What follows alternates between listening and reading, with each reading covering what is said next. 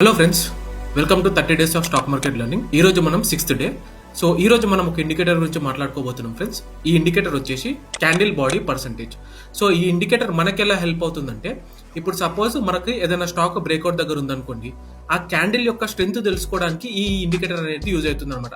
Simple గా candle లో strength ఉందని మీకు తెలిసింది అనుకో, మీరు ఏం చేస్తారు?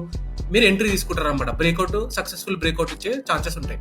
సో ఇండికేటర్ మనం ఎలా యూజ్ చేయాలంటే, సో ఫ్రెండ్స్, మనం ఫస్ట్ ట్రేడింగ్ వ్యూలోకి వెళ్ళి ఇక్కడ ఇండికేటర్ సెక్షన్లో మనం క్యాండిల్ బాడీ పర్సంటేజ్ అని టైప్ చేయాలి. సో టైప్ చేయగానే మనకి ఇక్కడ ఒక ఇండికేటర్ వస్తుంది. దీన్ని క్లిక్ చేస్తే మీకు ఆటోమేటిక్గా ఇప్పుడు మీరు చూస్తున్న క్యాండిల్లో డే క్యాండిల్, సో ఇది డిఆర్సి సిస్టమ్ స్టాక్ అనమాట. సో క్యాండిల్ బాడీ పర్సంటేజ్ చూపిస్తుంది 45.83%.